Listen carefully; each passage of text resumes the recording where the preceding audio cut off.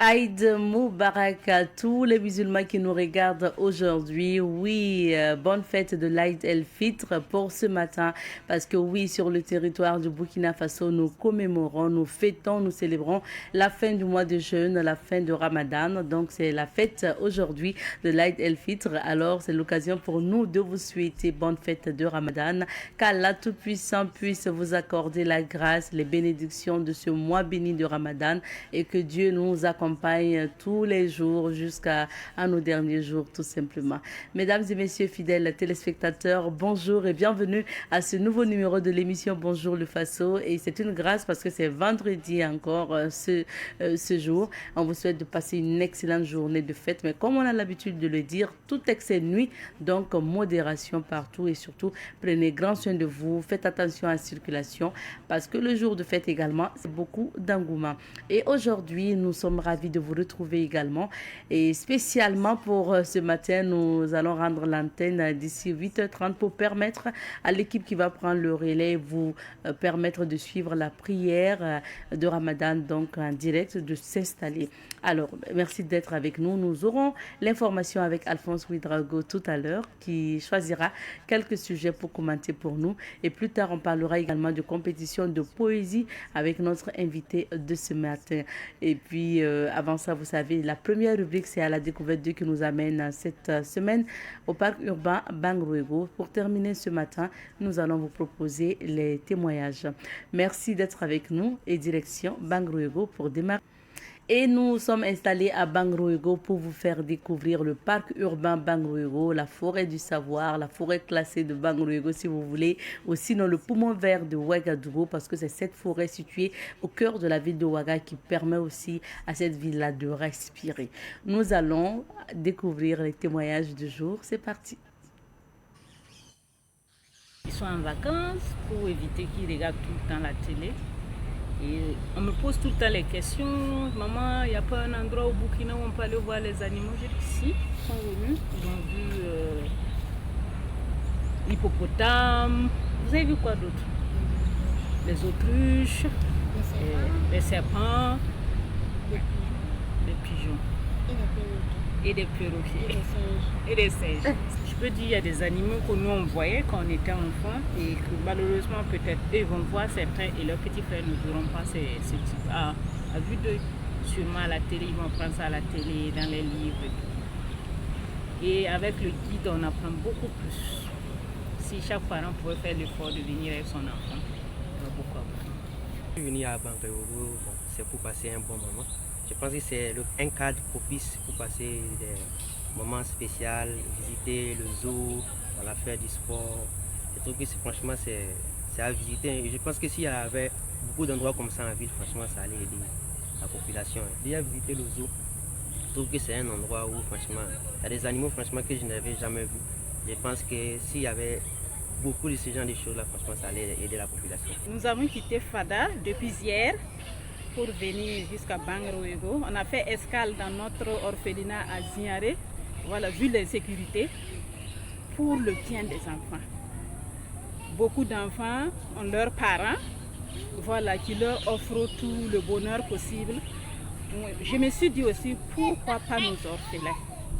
Les orphelins aussi ont droit au bonheur, à la vie, à la joie, tout comme les autres enfants. Nous ne pouvons pas remplacer leur mère, mais ce que nous pouvons leur offrir, nous allons les leur offrir. Et c'est ça qui nous a amenés à quitter Fada à 220 km avec ses enfants pour leur offrir ne serait-ce que peu ce bonheur que goûtent les autres enfants burkinabés.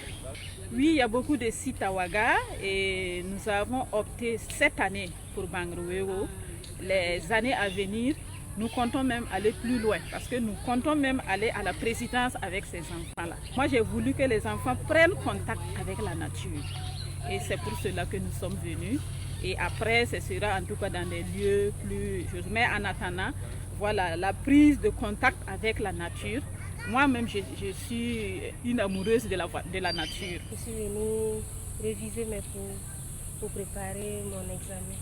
J'ai choisi de venir à Bangrouego parce que ici, dans la nature, tout est calme et j'arrive à me concentrer plus. Oui, le cadre me va. ça me va parce que j'aime la nature. C'est ce qui me motive à venir ici. C'est pour une détente. Je peux dire que c'est ça qui est à côté. Comme c'est dans la ville, ça nous permet aussi pour venir même, tu ne prends pas assez de temps comme ça. Voilà, tu peux revenir faire quelques heures, 2 ou 3 heures comme ça et puis repartir dans ton lieu de service. C'est la nature. C'est la nature seulement. Comme c'est calme, les oiseaux qui chantent, c'est comme ça. Et genre, moi, mon travail là, avec les appels, aujourd'hui, je suis venu ici, là, c'est uniquement ça, je tiens. Un téléphone. Voilà, j'ai laissé tous les autres téléphones. C'est juste seulement voilà, quelques appels. Je suis déjà une Ouagalaise. J'ai l'habitude de venir souvent. Aujourd'hui, particulièrement, j'avais des courses. Donc, en 2 courses, j'ai voulu changer d'air, profiter de la nature. Voilà, c'est pour ça que je me fais un tour. C'est agréable. C'est à profiter au maximum. C'est vraiment... ça fait du bien. Donc, la nature autour, c'est la vie. Donc on ne peut que apprécier parce qu'on passe de bons moments. C'est un espace de détente et de découverte aussi. Voilà, on apprend à connaître les arbres, les plantes.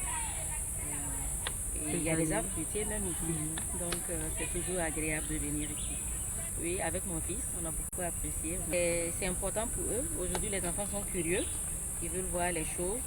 Donc c'est bien de voir dans les livres, mais pouvoir les voir en réalité, c'est plus enthousiasmant pour eux et puis c'est plus éducatif.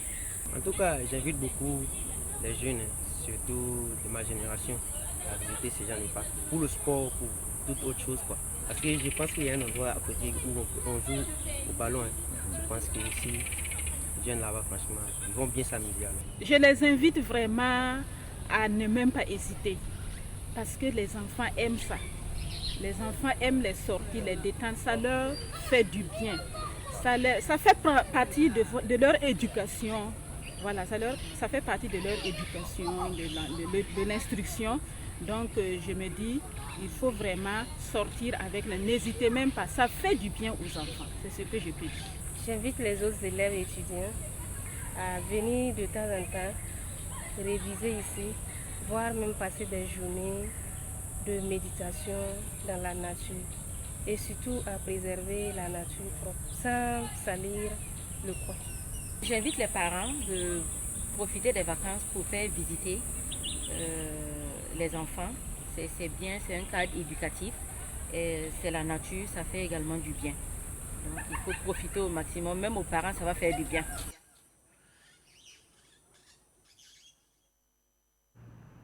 Merci bien. On vous invite à Bangrego pour découvrir encore ce site, on va dire, hein, c'est le poumon vert de la capitale du Burkina, c'est le poumon vert de Ouagadougou. Allez-y découvrir les plantes de Bangrego et surtout aussi le mini-zoo pour les enfants, ça va beaucoup les intéresser. Pour la suite de l'émission, on va découvrir l'actualité. Pas de journaux aujourd'hui, mais l'information est toujours au rendez-vous, c'est dans la revue de presse. La revue de presse présentée ce matin par Alphonse Ouedraogo. Bonjour Alphonse. Bonjour à toi, Madame Nkima. Bonjour à toutes et à tous. Et je le disais, il n'y a pas de journaux aujourd'hui parce que bon, c'est la fête de Ramadan, c'est férié. Donc, mais l'information est au rendez-vous et nous allons analyser quelques sujets avec les téléspectateurs. Un projet de loi sur les libertés religieuses est en cours d'adoption. Effectivement, mais d'emblée, je voudrais souhaiter donc bonne fête à tous les musulmans de Burkina Faso. Je pensais que ça allait être à la fin, mais bon, c'est pas grave. On commence par là. Ça urge. Alors, ceci dit, comme vous l'avez évoqué, et c'était donc un point ressorti hier en Conseil des ministres. Et cet avant-projet de loi qui a été donc adopté lors de ce Conseil des ministres va bientôt atterrir sur le bureau donc l'Assemblée nationale et les députés vont devoir donc travailler avant donc son adoption. Alors l'ambition pour l'exécutif est d'encadrer tout ce qui est liberté religieuse. Vous savez que cela est donc contenu dans notre constitution. Nous sommes un État laïque, donc la laïcité suppose que une liberté est donnée à tout un chacun de pratiquer la religion qui convient à tout un chacun. C'est pour cela que on parle donc de liberté religieuse. Liberté religieuse, c'est vrai, mais il faut quand même qu'il y ait des garde-fous. Parce qu'il arrive par moment qu'en voulant pratiquer sa religion, faire son culte, l'on arrive à dépasser les bornes. Donc, pour l'autorité, avoir un modèle de liberté religieuse suppose qu'il faut améliorer la loi qui encadre, la loi qui parle donc de cette liberté religieuse. Et en proposant cet avant-projet de loi, le gouvernement entend combler un vide juridique qui est du fait que déjà, il y a une loi qui parle donc de la liberté religieuse, mais pour que ça soit vraiment performant, cette loi, il faut la compléter, il faut l'étoffer, et c'est pour cela que l'exécutif entend apporter, combler ce vide-là, à ce vide juridique. Alors, explicitement, si cet avant-projet de loi devient donc une loi, qu'est-ce qui va changer? Et le changement va se faire du fait que la loi va réaffirmer la liberté religieuse, va reconnaître la liberté religieuse, va renchérir cette liberté religieuse qui existe déjà. Mais ce qui change davantage, c'est qu'il y aura un encadrement dans l'implantation des cultes religieux. Parce qu'il arrive que dans notre code d'urbanisme, il y a des espaces dédiés à l'implantation des cultes, des lieux de culte. Oui. Donc, malheureusement, il se trouve qu'il y a un désordre par moment qui est constaté. Ça amène même des conflits entre confessions religieuses, ça amène des conflits entre religieux et des habitants dans des endroits bien donnés. Donc, l'autorité veut corriger cela et apporter un plus à la chose. Donc, ça, c'est un changement important. L'autre changement, c'est le fait que dans les établissements publics, dans les services publics, oui, on ne permettra plus à des gens de fabriquer ici et maintenant des endroits dans l'enceinte des services publics pour, en tout cas, leurs besoins de culte. Vous n'allez pas dire que ça n'existe pas. Oui, ça existe déjà. On constate qu'il y a des confessions religieuses qui, de façon spontanée, fabriquent des cultes religieux dans l'enceinte même des services publics. L'autorité veut donc corriger cela. L'interdiction est maintenant donnée. Si on arrive à l'adoption donc de cet avant-projet de loi, il sera donc interdit. Ces pratiques-là seront interdites dans les services publics, sauf les endroits comme les établissements sanitaires. Là, on va permettre toujours. Dans les prisons, on va autoriser toujours. Dans les casernes, on va autoriser toujours.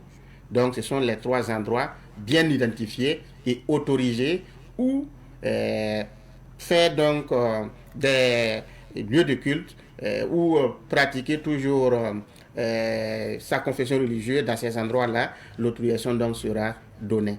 Sinon, dans les autres services, là, comme je l'ai dit, il y aurait donc une interdiction. L'autre chose, c'est le fait que cet avant-projet de loi prévoit des sanctions pour ceux-là, pour une raison ou une autre, viendraient à tenir des propos haineux en s'appuyant sur la religion contre certaines personnes. Il y aura des sanctions qui seront donc sévères et vont donc tomber contre ces personnes-là. Il y a le fait que des lieux de culte fassent vraiment de bruit, dérangent l'entourage. S'il arrive qu'il y a des nuisances liées à des pratiques de culte, l'autorité va encore sévir à ce niveau. Donc des sanctions sont donc proposées pour en tout cas essayer d'encadrer les choses. Donc, on attendra la loi au niveau donc, de l'Assemblée maintenant.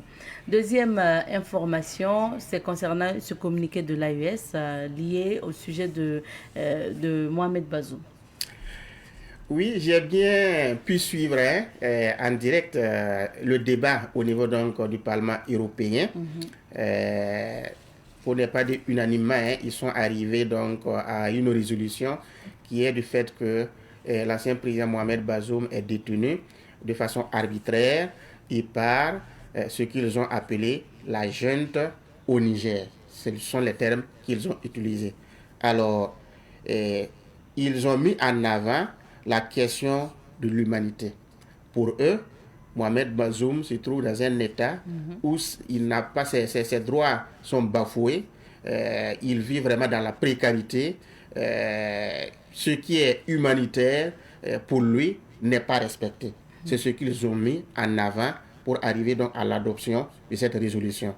Alors, les chefs d'État des pays donc de la Confédération de l'AES ont réagi à travers donc leur président, qui est le capitaine Ibrahim Traoré, le président du Faso. C'est lui qui est donc le président de la Confédération de l'Alliance des États du Sahel. Et dans cette réaction, il faut retenir que les pays membres de l'AES fustigent cet état de fait, dénoncent et condamnent cette résolution adoptée par les députés du Parlement européen. Ils sont allés à dire que les députés de l'Union européenne, il y a un groupuscule qui a été le porteur de cette résolution, et ce groupuscule, à dessein inavoué, est arrivé à convaincre tous les autres députés sincères, disons, à les rejoindre. Et c'est pour cela que cette résolution a été adoptée. Donc, pour les chefs d'État donc, de l'AES, c'est une tromperie qui a été faite, et ce qui a été mis en avant n'est pas vrai. Et mieux, ceux qui ont été les acteurs de l'adoption de cette résolution ont des ambitions inavouées. Parce que pour eux, c'est des gens qui veulent remettre installer un système en place, un système de par le passé qui était à leur avantage, qui faisait leur affaire. Malheureusement, comme ce n'est pas le cas avec la nouvelle donne, ils sont aujourd'hui désemparés, ils ont la nostalgie du passé, donc c'est des gens qui veulent remettre les choses, nous mettre dans un passé colonial.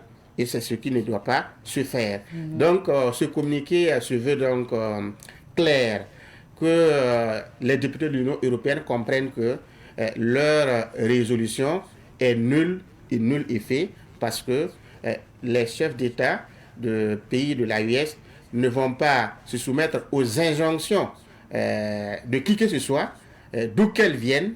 Mieux, leur façon de... Personne ne leur proposera une façon de gouvernance. Parce que nous sommes dans une nouvelle dynamique qui est de travailler à opérer un changement, qui est de travailler à développer de façon souveraine nos États. Donc, qu'ils comprennent que nous n'allons pas recevoir des injonctions, nous n'allons pas recevoir en tout cas des directives venant de nulle part. Donc, c'est un communiqué qui est clair. Il s'étonne du fait que pourquoi cette démarche sélective? Pourquoi choisir seulement Mohamed Bazoum, exiger sa libération? Si vous avez mis la question de l'humanité en avant, ben, il y a des exemples, il y a des cas où vous ne vous êtes pas intéressé. Ces cas, c'est par exemple quand on part enlever un chef d'État au Venezuela, nous avons vu. Oui, c'est ça. Ben, vous ne vous êtes pas étonné, vous n'avez pas condamné. Ça ne vous est pas, oui, vous ne vous êtes pas intéressé à ce cas-là. Pourquoi vous ne dites rien? Vous restez vraiment silencieux quand on arrive à assassiner un guide suprême. Ça ne vous a rien dit. Et ici, pour le cas de Bazoum, ben, vous en faites un problème au point de se réunir urgemment et arriver donc à l'adoption d'une telle résolution. Donc la démarche est sélective et elle exprime une nostalgie pour en tout cas le colonisateur qui veut revenir. Certainement. Et là-dessus, qu'il commence vraiment à comprendre que ce qu'il veut ne va pas prospérer. Merci. Merci Alphonse, on va s'arrêter ici pour aujourd'hui. Et puis on souhaite encore bonne fête à tous les musulmans. Nous allons poursuivre, mais Alphonse, vous le retrouverez tout à l'heure à la radio pour venir soirée. Ensuite, revenir à la télé pour notamment le direct aussi. Merci. Oui, merci. Malheureusement, on n'a pas eu la pensée. Oui. Ça sera pour lundi. Ça sera pour lundi. Alphonse, merci beaucoup. Merci bien. On va donc découvrir les couleurs du temps. Juste après, on retrouve notre invité. La société IP+ vous offre la météo des affaires.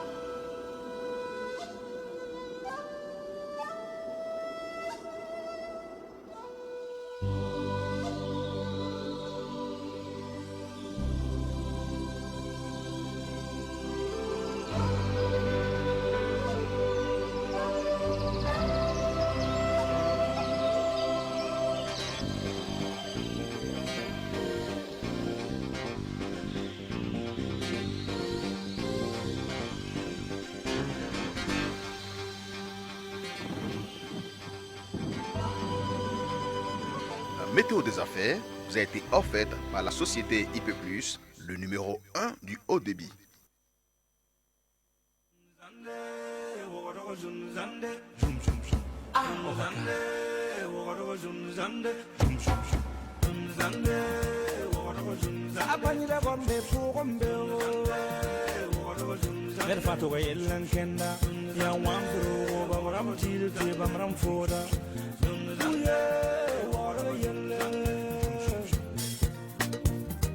Ngam taaba kulum kalam la futa shaka jom problem wada yella yella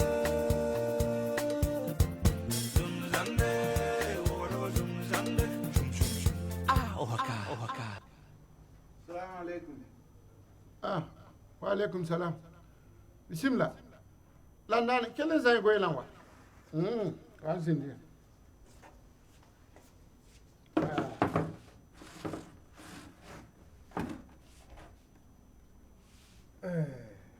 Nyam wando kama zenda yemono wa mihiro sanya menga ya zen hunonga menga vatu nere kama amla bala bodo akoma am to speak tum songo menga fa ya ko mam sikra tum wa kun limam landane man re mo ratum kila zinda wa me ya da rit yam pam lo ta kuma am tuspia ni envelope tum de songo menga ya ko mam sikra ya tum wa kun limam aba ko ta wan tudur me yam ni ya bika han le tariya ma ya yam me yan ka jetti ka sirde ha ya mam yi ni am mam la lima mo ti yam ya landan to bo compte mam sikr pa ke la bri ka tupi ngun compte yam ba yam pa mi ti ya han tuduri tupi ga ya mam so yam mo so sikr a woto la so ba han ko ay yam me ta han ge ho mpa mane pangna na haya mam la lima ma ti yam ya landan bi geti pa sakar tupi ga be nila wat fa yawa ya mam halal shukra ya yam halal yikin kuliya ntiri shukriya ne parler kamba ti ya yam halal tiriya lima bismillah na boisole salam alaikum Zaksoa, an pa wa sikla. Wena ni songa imro mi hino ya. Wa kuma am sikre. La kuma am envelope tum kon limama. Oh. Aya, ne la woto. Fa, runde ton me na ya am pa am ko no ni sikla. Wai. Lam Zakso be. Ya ka han ka son woton da ya. Kana yak bil fon to on ko bamba me. Sera da mwe. Obon ko ton da ya. Ton me to kan ya kun ko. Ya woto ne. Bim kelen yak ya. Zakso ba. Oh. Ligri. Oh. Ya fa ta wana. Nyo ta million. Million? Oh. Yikin kuliya. Ntiri shukriya. Ti ya yam halal. Waga.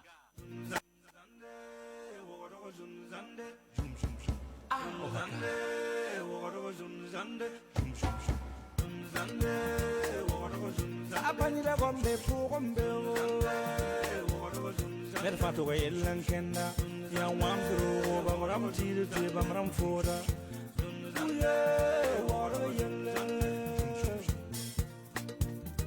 ngam taaba kulum kalam la futa chaka son problème woro yella yella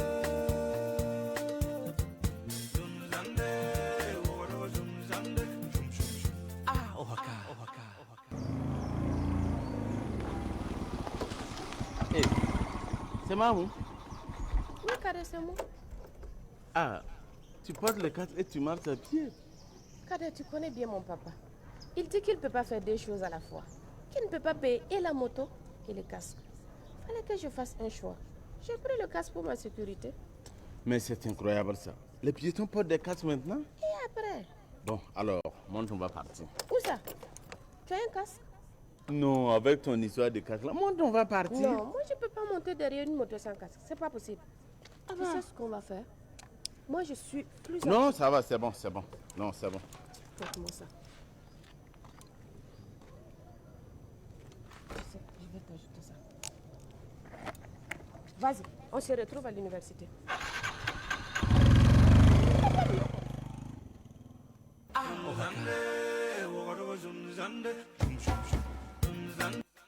Et de retour sur ce plateau pour la suite de cette émission, je vais vous inviter à écouter notre invité qu'on a reçu hier.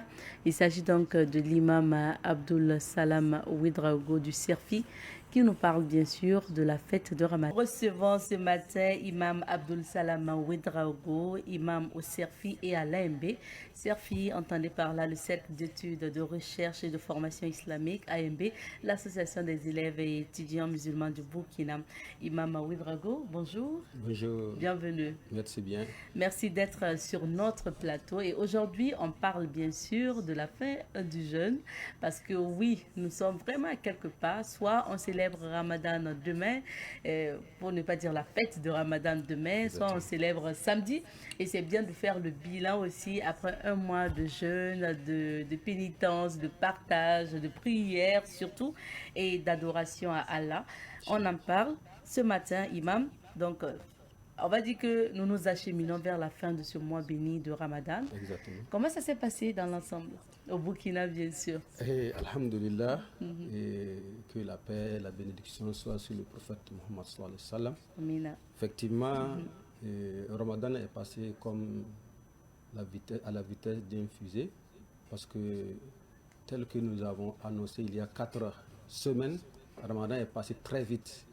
Et alhamdulillah, nous pouvons dire que nous avons pu traverser ce mois avec la bonne santé, avec la bonne humeur et surtout avec moins de soleil que l'année passée. Donc on peut dire alhamdulillah. Il y a eu moins de soleil que l'année passée comparativement. Comparativement, bon, peut-être c'est personnel, oui. Mais j'ai constaté que par rapport à l'année passée, il y a eu moins de soleil. C'est ça. Voilà. Parce qu'on a jeûné un peu quand même en février, avant de rentrer en mars, où il a fait chaud. Parce que chaque année, et le jeûne recule de 10 à 11 jours. Parce que le Ramadan même étant soit 29 ou 30 jours, alors le mois lunaire recule. Vous allez voir que l'année prochaine, nous allons encore reculer pour aller peut-être vers janvier comme ça. Ok. Voilà. Et donc, il y a quand même eu la chaleur un peu, surtout vers la fin, avec l'arrivée de mars. Exactement. Et est-ce que quand même on a tenu, vous avez senti que... Et effectivement, pour la petite histoire, un ami qui disait qu'aujourd'hui il a dû enlever son petit bonus qu'il nous donnait pour dire que le soleil a repris son tremplin. Effectivement, peut-être les 10 derniers jours qui restent, nous avons senti le soleil qui n'est pas simple pour ceux effectivement qui ont des boulots où ils doivent traverser le soleil, ceux qui ont des boulots qui leur demandent de l'énergie. Alors on a senti un peu le soleil, mais cela n'est que un plus pour le musulman de voir ses péchés diminuer et on dit alhamdulillah. Et comme on le dit, quels sont les bienfaits du jeûne? Alors, les bienfaits du jeûne, d'abord, il faut dire que le jeûne, c'est une prescription divine.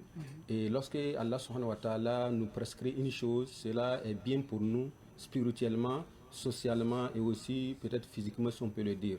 Premièrement, le jeûne est un bienfait pour nous parce que Allah subhanahu wa ta'ala a voulu par le jeûne tester notre fidélité. Il a voulu par le jeûne tester notre patience, notre endurance, notre persévérance et surtout notre générosité avec les autres. Ce mois nous permet de vivre la faim, la soif que certains vivent au quotidien. Il nous permet aussi en réalité de goûter au goût, d'être patient, d'être endurant parce que d'autres le font en dehors du jeûne. Et nous pouvons aussi dire que du point de vue physique ou social, le jeûne, il nous donne un corps, un organisme jeune, voilà, en nous débarrassant de certaines cellules qui sont souvent inutiles dans notre organisme. Et de façon sociale, le jeûne, il nous unit au point que il n'y a pas de jeûne pour le riche, il n'y a pas de jeûne pour le pauvre, encore moins de jeûne pour la femme ni de l'homme. Donc ça fait en sorte que tout le monde se sente concerné, on se soutient mutuellement et en plus de cela, il y a la générosité qui naît au sein des musulmans et même au-delà des musulmans. Donc on peut dire que le jeûne vient rétablir un équilibre social, un équilibre physique et disons aussi un équilibre spirituel.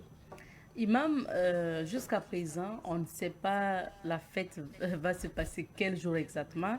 Il faut rappeler que la commission Lune siégera ce soir pour sortir le communiqué officiel. Pourquoi c'est toujours comme ça, chaque année, quand il faut fêter Ramadan? Effectivement, Ramadan, à l'instar d'autres activités spirituelles qui concernent le musulman, sont régies par l'apparition du croissant lunaire. Parce qu'en réalité, Ramadan a une période bien définie qui est le mois de Ramadan. Alors que le mois de Ramadan est soit 29 ou 30 jours, comme les autres mois. Et notre maître Mohammed sallallahu alayhi wa sallam nous a dit, jeûnez à la vision de la lune et rompez à la vision de la lune. Autrement dit, si nous sommes au mois de Sha'ban, qui est le mois qui vient avant Ramadan, avant de commencer le Ramadan, il faut qu'on s'assure que le mois a soit 29 jours, il clôt, ou il a 30 jours, il clôt. Autrement dit, si on voit la lune le 29e jour, ça veut dire que le lendemain, automatiquement, on est dans Ramadan. Mais si le 29e jour, on ne voit pas la lune, alors on complète le lendemain 30 jours pour le mois de Shaban, et le lendemain du 30e jour, ça devient Ramadan. C'est la même chose, le même dynamisme qu'on fait avec Ramadan aussi, la fin de Ramadan. Donc nous sommes aujourd'hui au 29e jour de Ramadan, et cela nous impose, le texte nous impose d'observer le croissant lunaire.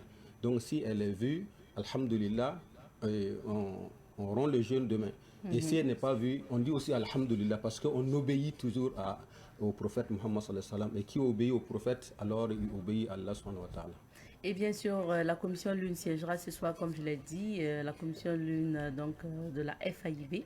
Et je sais que le circuit aussi est membre de cette fédération islamique du Burkina. Et généralement, quand on parle donc d'observation de la lune, ça se passe comment?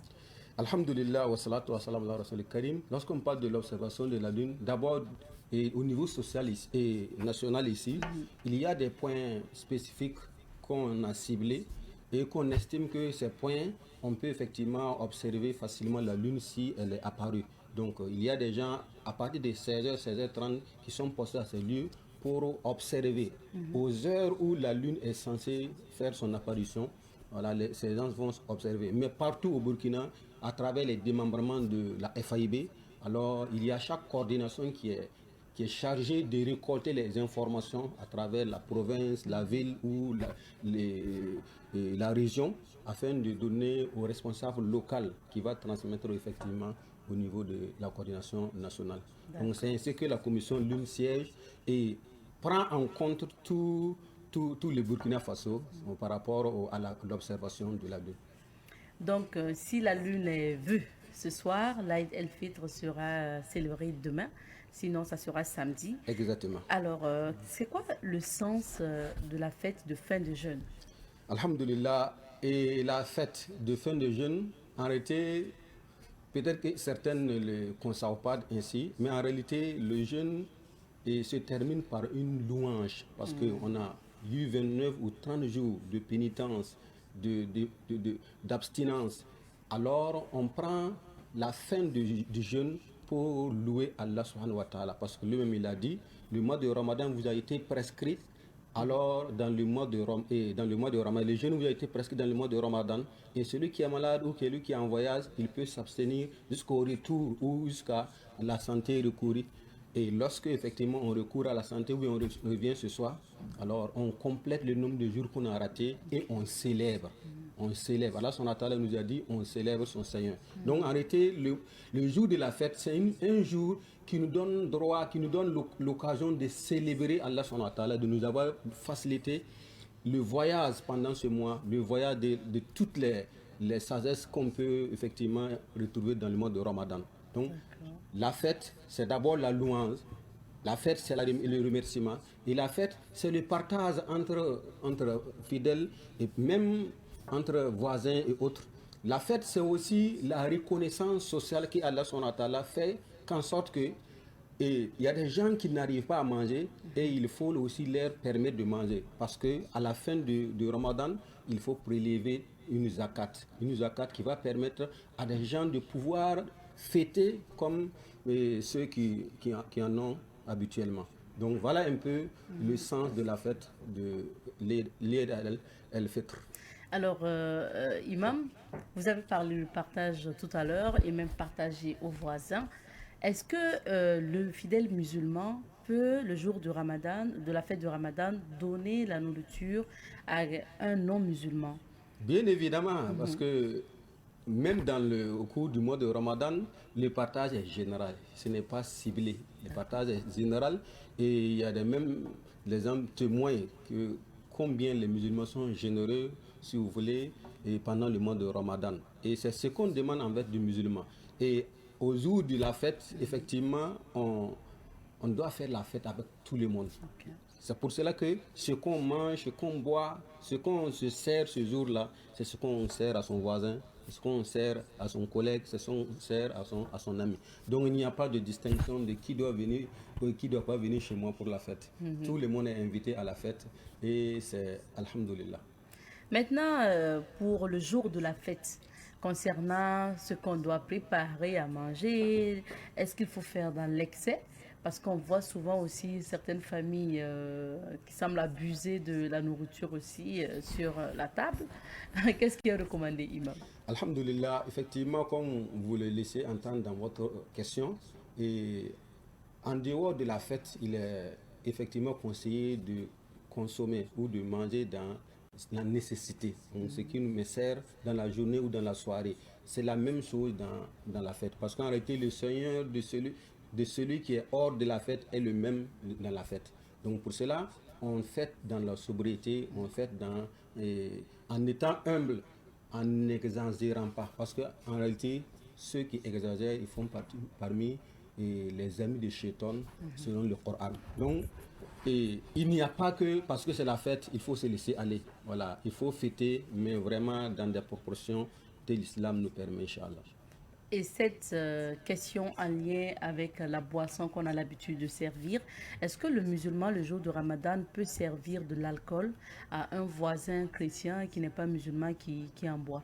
Alhamdulillah, vous savez, ce qui est important en islam, c'est que ce qu'on estime que ce n'est pas bon pour ma santé, ce qui n'est pas bon pour mon esprit, ce qui n'est pas bon pour ma lucidité, alors on l'estime pareillement pour son croyant et son frère. C'est pour cela d'ailleurs que l'islam fait en sorte que parmi les boissons ou bien les aliments qui sont interdits, il y a l'alcool effectivement. Et si l'islam interdit ça en dehors des fêtes, il l'interdit encore plus le jour des fêtes.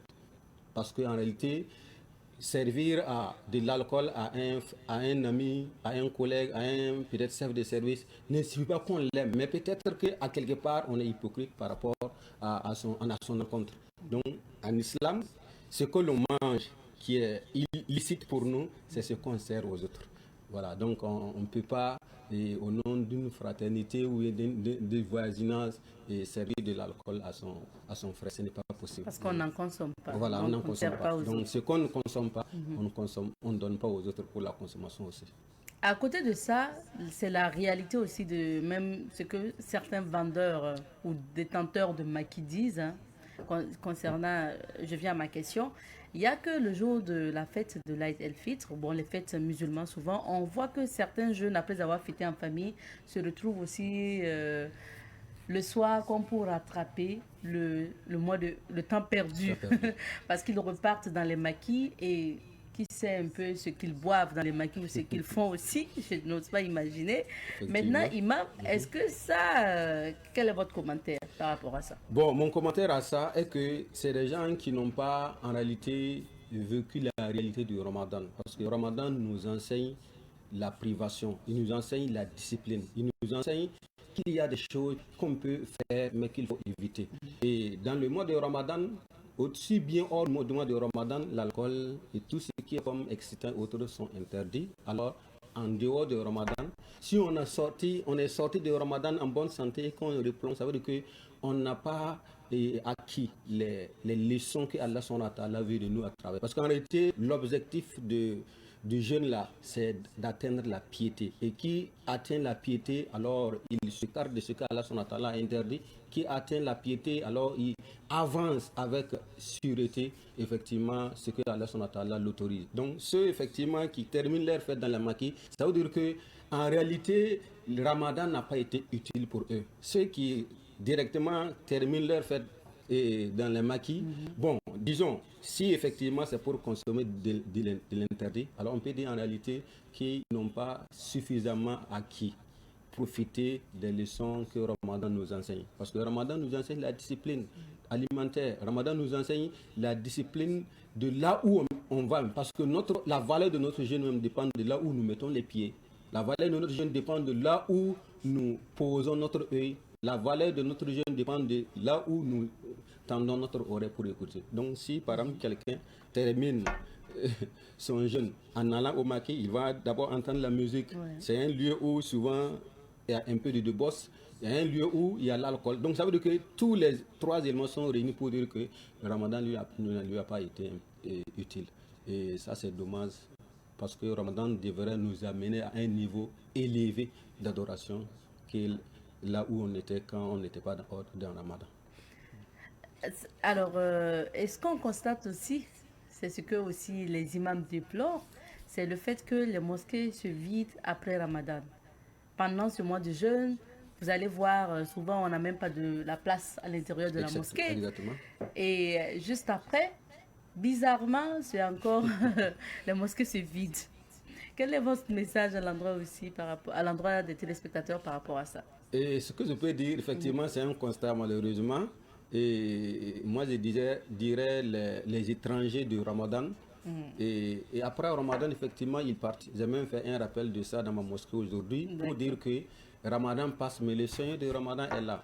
Ramadan passe, mais l'adoration qu'on vouait à Allah demeure. Ramadan passe, mais le sérieux, la sincérité, la fidélité qu'on avait de la mosquée demeure. Donc, lorsque Ramadan passe et que l'on quitte la mosquée, ça veut dire qu'effectivement, on n'a pas retenu la leçon qu'on devait retenir de la mosquée. Parce que dans la mosquée, il descend la sérénité, la sakina, la lumière d'Allah, les gens qui nous assistent. Si on se prive de ça, ça veut dire qu'on ne veut pas l'assistance de ces éléments-là dans notre vie. Donc, je dirais simplement à ces gens-là de savoir que le Seigneur qui nous a invités pendant Ramadan dans la mosquée, en fermant les portes de l'enfer et en ouvrant les portes du paradis, en attachant les diables, ce Seigneur existe. Même si le diable n'est pas toujours attaché, mais il y a l'effort que nous avons acquis dans le Ramadan qui devrait pouvoir nous propulser au cours des autres mois. Et après le mois de jeûne, on a souvent quelques jours aussi, après la fête de Ramadan, je veux dire, on a quelques jours de jeûne. Ici, on le dit couramment pour accompagner donc la lune.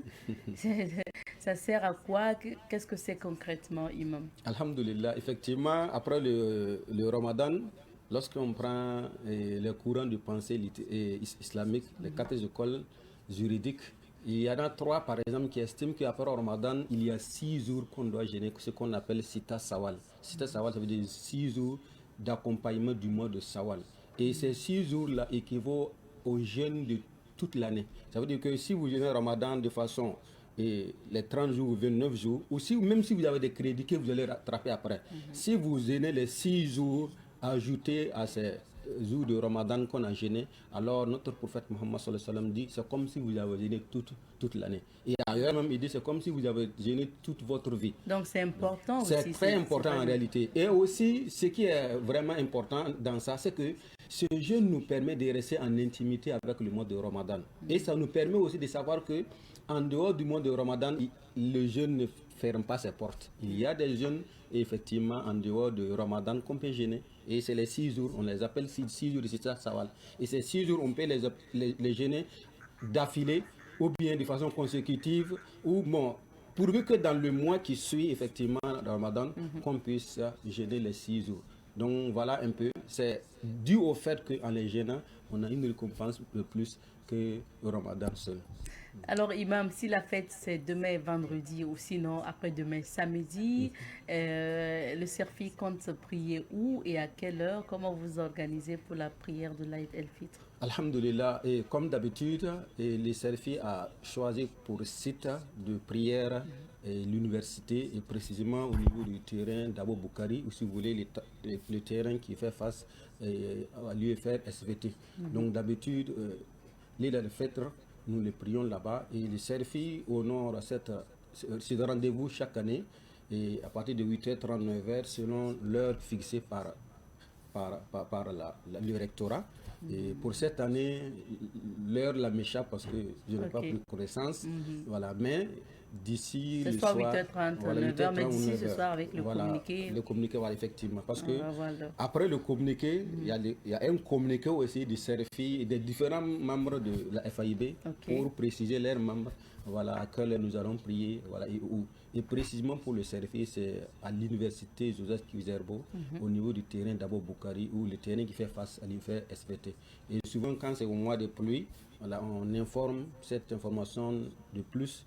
Et la prière se reporte au CIAO, à l'amphi dans l'immeuble, le pavillon du soleil levant. Mais je sais que comme on est en mars, bon, c'est pas peut-être qu'Allah Sonatala va nous faire grâce d'une pluie, et qui sait, puisqu'on a eu une pluie à Bobo et peut-être dans d'autres villes. Donc peut-être que pour nous va venir le jour de la fête. Pourquoi pas. Mais sinon, c'est d'abord à l'université Joseph Kizerbo pour la prière du Serfi. Juste une précision, Imam, est-ce que dans toutes les mosquées, enfin, il y a la prière, toutes les mosquées sont habilitées à faire la prière de la fête? En réalité, pour ce qui concerne la prière de la fête ou des fêtes, si vous voulez, et ce qui est conseillé, c'est des espaces vides. C'est des espaces où les gens peuvent venir. Parce qu'en réalité, au cours de ces prières, même les femmes qui ne sont pas en ablution, autrement qui sont en menstrues, en lochi, ou qui ne sont pas en état de pureté, voilà, sont toutes invitées. Et lorsqu'elles viennent, elles se mettent en retrait au moment de la prière. Et après la prière, l'imam va prononcer un sermon. Et après le sermon, il y a des invocations qu'il va formuler. Et ces femmes, c'est l'honneur pour elles, effectivement, de répondre amin, amin. Donc, ce qui est d'abord conseillé, c'est l'espace public où il n'y a pas de contrainte à ce que la personne soit en ablution avant d'y être, où la personne soit un peu cloîtrée. Mais c'est lorsque, effectivement, il n'y a pas d'espace où, si la mosquée est à même de pouvoir contenir les gens, alors en ce moment, on peut effectivement prier dans la mosquée. Sinon, ce n'est pas interdit dans la mosquée, mais la priorité, c'est dans un espace. Voilà pourquoi le Serfi, d'ailleurs, ne prie ni dans la mosquée de la MB, ni à la mosquée de Serfi, mais choisit de prier ça à l'université. Merci, Imam. Pour finir, on va vous permettre de souhaiter bonne fête en anticipation aux téléspectateurs. Merci beaucoup et je profite de cette chaîne, effectivement, souhaiter bonne fête à chacun de nous. Qu'Allah Sonatala nous donne l'année prochaine en bonne santé. Je prie Allah Sonatala de nous conduire parmi ceux qui ont eu le Qadr et surtout qu'il fasse que Ramadan nous enseigne la sincérité, la fidélité, la prospérité, la générosité, l'endurance et surtout la patience. Parce que si on est sorti d'un Ramadan, on n'est pas patient, ça veut dire que notre Ramadan est quelque chose qui ne va pas. Et je suppose que Allah Sonatala va nous accorder cela. Donc, bonne fête à tous. Et que Dieu nous accorde plein d'autres Ramadan. Merci beaucoup, Imam. Merci de votre présence. Restez avec nous. Je rappelle que nous recevions comme invité Imam Abdul Salam Ouedraogo, Imam au Serfi et à l'AMB. On va s'arrêter ici pour l'entretien de ce matin. Et nous sommes de retour sur ce plateau. Je rappelle que c'est un entretien en rediffusion que vous avez suivi concernant l'imam. Pour la suite de l'émission en direct, nous recevons notre invité du jour. Nous sommes avec M. Akwadjeno Germes Zinsou. Il est promoteur culturel et promoteur et concepteur des projets et jeux concours, poésie et hymne national du Burkina Faso. Alors, M. Zinsou, bonjour. Bonjour, Madame Nikema. Bonjour, bonne arrivée sur ce plateau. Et aujourd'hui, nous parlons de cette compétition que vous organisez. C'est vraiment un jeu concours poésie et hymne national. On vous permet quand même de nous présenter le projet et on va savoir à quel niveau vous êtes. Oui, effectivement, c'est depuis 2017 que l'idée a germé. Et n'allons plus aller en profondeur. Et lorsque l'idée a germé, tout a été concentré à Bobo. Et là, en 2017, donc il y avait l'appui de Sa Majesté, le roi des Bobo mandarins, le chef de canton, et Papa Monseigneur Ansem Tatiama. Et nous avons fait Oueguya, Ouagadougou, Fada et Bobo. Donc on a recueilli les meilleurs. Et tous ces meilleurs se sont réunis à Bobo pour la grande finale en son temps. Et c'était beau. Il fallait voir les enfants. Expliquez-nous déjà, c'est quoi, ça consiste à quoi le concept de cette compétition hymne national poésie? Vous savez, au lendemain des temps, on nous faisait croire qu'on est indépendant. Or, c'était une indépendance mi-figue, mi-raisin. C'était une indépendance qui n'avait pas de sens. Aujourd'hui, nous rendons gloire à Dieu parce que Dieu a dit stop à ces forces coloniales, ces valets locaux, ces esclaves de salon, éhontés, je pèse bien mes mots, que c'est fini. Il est temps pour qu'on libère l'Afrique.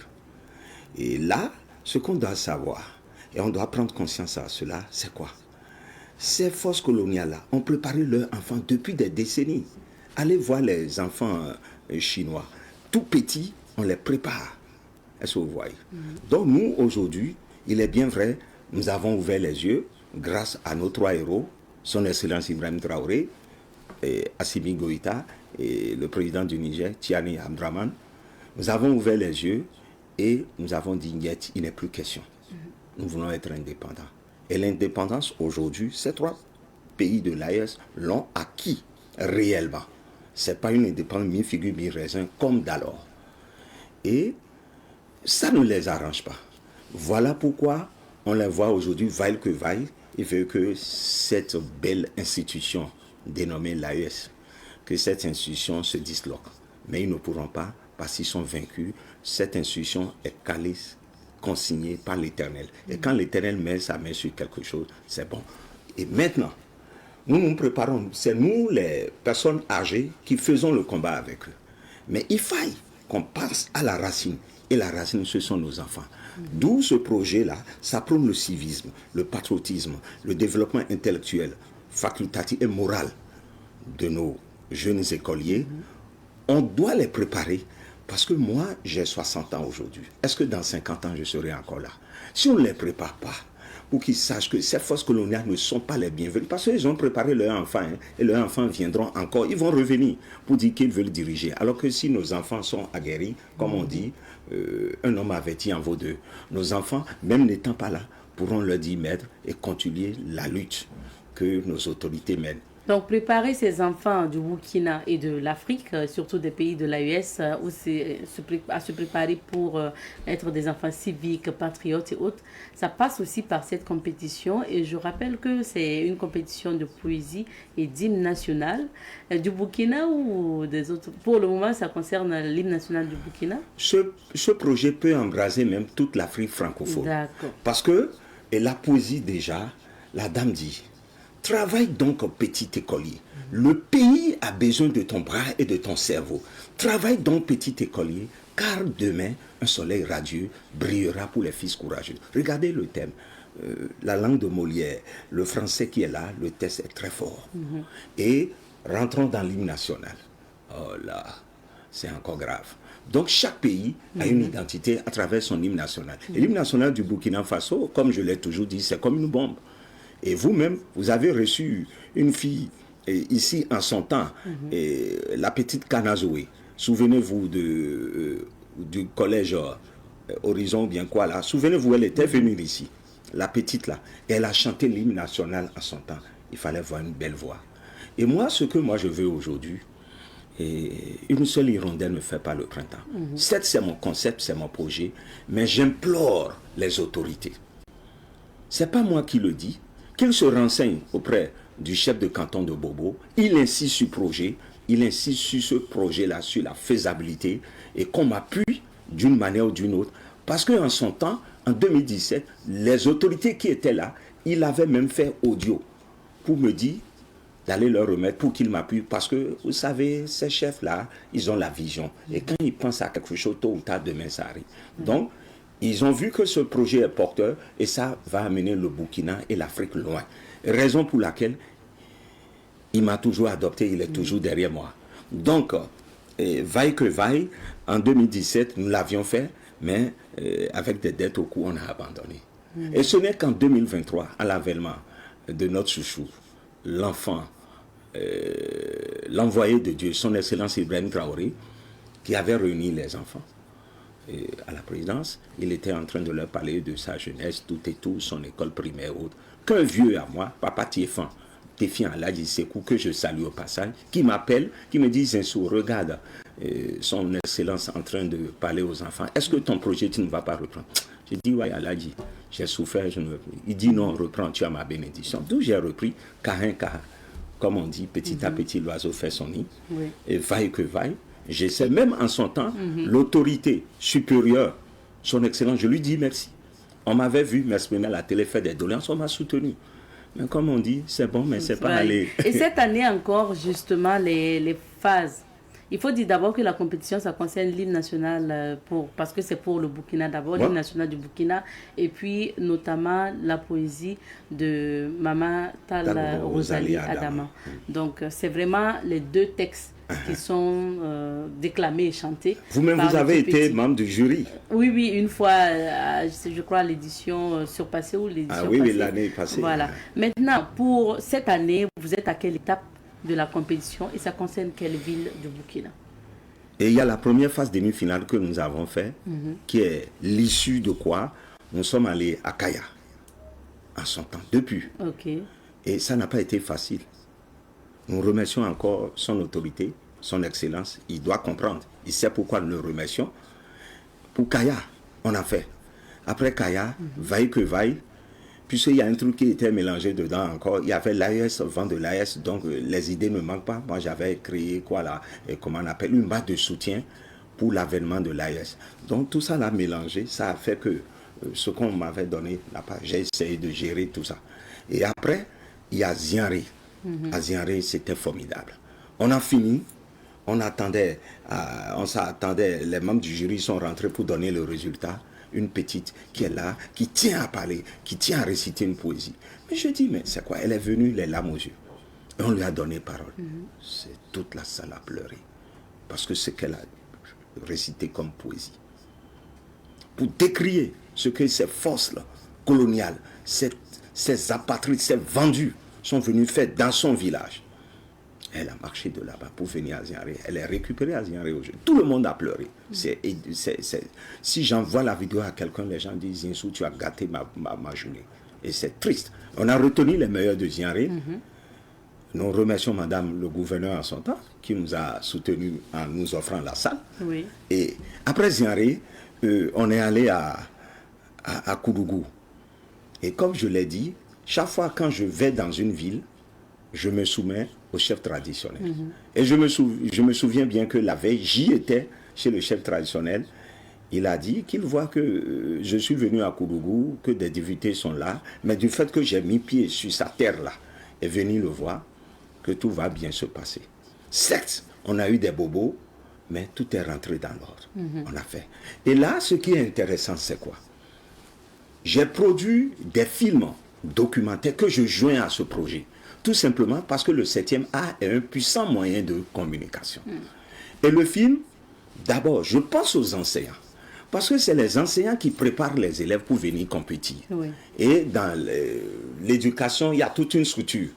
Tu envoies un courrier au directeur régional, lui prend, il balance au directeur provincial, le directeur provincial balance au CCF balance au directeur d'école, le directeur d'école remet à l'enseignant. Et c'est à l'enseignant de choisir le meilleur écolier de sa classe pour aller représenter l'école. Et CM1, CE1, puisque la poésie est adaptée aux enfants de CE1. Et pour la classe de CM1 et CM2, c'est eux qui sont chargés d'exécuter l'hymne national. Et l'hymne national, c'est dans toutes les langues, que ce soit dans la langue Molière, donc, que ce soit en français, en maoré, les langues, n'importe quelle langue, et c'est bien. Donc, Koudougou, on a réussi avec brio. Et il y avait une petite là-bas, il fallait la voir en action. Et récemment, à Ouagadougou, quand vous avez réuni les enfants venus des autres villes de... Oui, je vais citer, madame, et j'en viens à la fin. Il y a Kaya, Zianré, Koudougou et Ouagadougou. Donc, les meilleurs qu'on a retenus dans ces villes-là devaient se croiser ici pour la première phase demi-finale du jeu concours. Et nous profitons de l'occasion pour remercier l'hôtel Azalaï qui nous a soutenus. Et c'est dans leur salle somptueux qu'on a pu faire. Mais la petite de Koudougou là a défié pour dire qu'elle vient pour prendre la première place. Celle qui a exécuté la poésie. Il fallait la voir sur scène. Les enfants là, nos enfants d'aujourd'hui, Dieu a inspiré en eux des talents, des dons. Et à travers ce qui m'intéresse aujourd'hui, c'est qu'à travers ces projets aujourd'hui, on arrive à détecter le charisme que chaque enfant a. L'école n'est pas une fin en soi.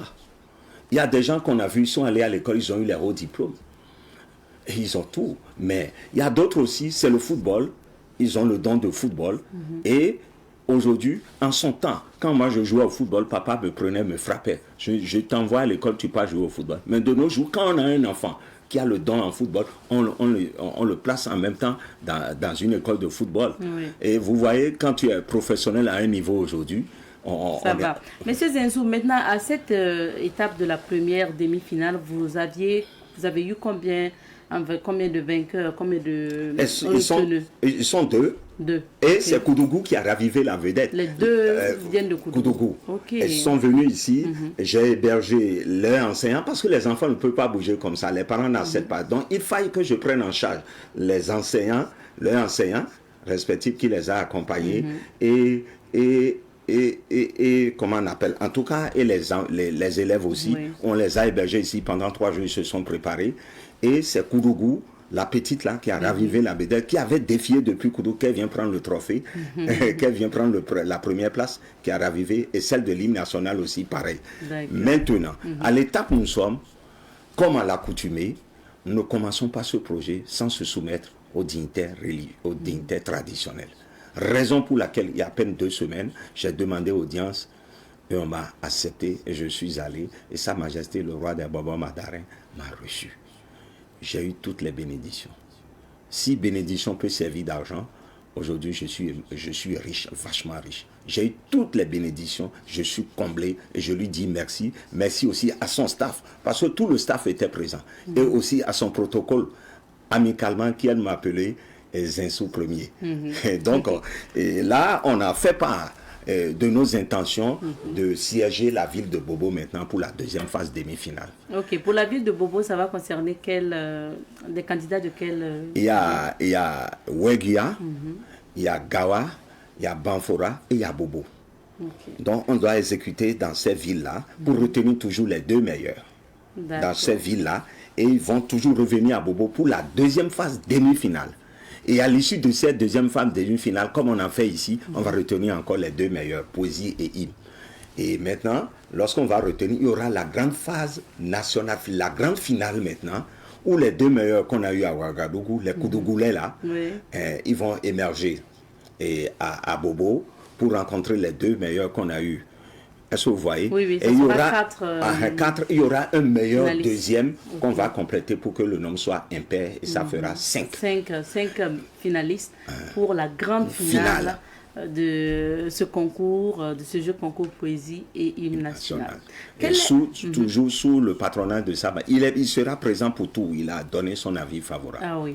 Moi, ce que je veux savoir, à l'étape actuelle, c'est vrai que vous vous préparez pour prochainement faire la 2e demi-finale, avant bien sûr la grande finale. On aura d'autres occasions pour en parler. Mais à l'étape actuelle, de quoi votre équipe a besoin pour la bonne marche de toutes ces étapes-là avant la grande finale? Je sais que les autorités sont à l'écoute, ils suivent tout de près. Une seule hirondelle ne fait pas le projet. Une seule hirondelle ne fait pas le printemps, dit-on. Certes, c'est mon projet, c'est mon concept. Je suis un Burkinabé. J'ai la nationalité burkinabé. Et c'est un truc où je le fais au profit des enfants. Et les enfants sont les bâtisseurs de demain. Donc, au plus haut niveau qu'on nous entende et qu'on nous écoute et qu'on essaie de nous soutenir financièrement, parce que c'est le nerf de la guerre, parce qu'on ne peut pas réaliser ça. Il y a les membres du jury, il y a quoi qu'il faut payer, il y a les enfants qu'il faut déplacer, nourrir et autres, tout ça là, et aussi les prix. Est-ce que vous voyez? Donc, ça ne peut être que le soutien financier. Combien de banques nous avons sur place ici? Elles sont nombreuses, mais on leur écrit, ils restent indifférents. Mon projet n'est pas le bienvenu chez les institutions internationales qui sont là. Parce que je décris la colonisation. Et nous savons ces institutions internationales qui sont là. Nous savons qui est derrière, qui sont derrière. Donc, le patriotisme, l'esprit patriotique et civique doivent animer les sociétés sur place, telles que les banques, toutes les sociétés, pour venir nous aider. Parce que l'avenir du Burkina et l'avenir de l'Afrique appartient à nos enfants. C'est eux les élites de demain. Et ce projet, ce n'est pas un projet éphémère, parce que ça ira loin. Ça ira loin dans la mesure où ça va embraser l'AES, ça va embraser les 2 autres pays, le Niger comme le Mali, parce que je le dis et je le répète, mais d'une autre manière. La dame dit, travaille donc le pays, elle n'a pas dit le Burkina. Donc cette poésie, cette expertise burkinabé est valable au Niger comme au Mali. Mais à la seule différence, ce serait le hymne. Ils vont prendre, les enfants de là-bas aussi, ils vont prendre pour compétir. Et ils vont nous retenir les meilleurs. D'ailleurs, on avait pris attache en sortant avec le Niger. Et je salue au passage l'ex-consul avec son grand frère, un grand homme de la culture, pour qu'il accompagne le projet. Et tous viendront ici pour la grande finale de l'AES. Et ce serait toujours à Bobo. Lorsqu'on aura retenu les meilleurs, dans ces 2 autres pays, ceux du Burkina seront là. Et voilà. On vous souhaite vivement de réussir à cela. Monsieur Zensou, aujourd'hui, c'est vraiment une émission assez spéciale parce qu'on doit s'arrêter ici pour ce matin. Tout à l'heure, on doit aller suivre la prière en direct à la place de la Nation et dans d'autres lieux. Donc, on aura d'autres occasions. Je sais que la deuxième demi-finale qui se tiendra à Bobo est prévue pour probablement dans avril. Le courant avril. Voilà, courant avril. Donc, on aura d'autres occasions. On va vous permettre de laisser un contact pour tous ceux qui souhaiteraient accompagner l'équipe de M. Zensou. Non, vivement, je tiens à ce soutien, à ce sponsoring, parce que c'est pas facile et ce projet me tient à cœur. Et ce projet-là, excusez-moi, non, je vais finir, parce que ce projet ne va pas seulement embraser l'AES. Lorsqu'on aura fini, parce qu'on dit la charité bien ordonnée commence par soi-même. C'est l'AES d'abord, mais les pays francophones, tout pays francophone pourrait adhérer à ce projet. Francophone, donc, pour mes contacts, c'est le 50, 55, 50, 73, 78, 68, 68, 70, ou le WhatsApp 77 57 91 66. Et je prie Dieu pour que Dieu aime sa main sur ce projet et que Dieu parle aux différents cœurs pour qu'ils viennent me soutenir parce que j'ai besoin d'un soutien et le Burkina doit montrer que ici au Burkina, nous on a des idées. Merci bien, M. Zensou. On aura d'autres occasions. Donc, comme promis, on va s'arrêter ici. On aura d'autres occasions. On s'arrête ici pour l'entretien d'aujourd'hui. On s'arrête également ici pour l'émission de ce matin. Comme je vous l'ai dit, on doit rendre l'antenne pour permettre à l'équipe de l'émission spéciale qui doit donc prendre en direct la prière au niveau de la place de la Nation de Ouagadougou et d'autres villes aussi, d'autres localités où il y a notamment la prière de Ramadan. Donc, c'est l'occasion pour nous encore de vous souhaiter bonne fête de l'Aïd el-Fitr. Merci de votre fidélité. Nous, on se retrouvera, Inch'Allah, lundi quand il va sonner 7h30 sur Savane TV. Allez, cuisse.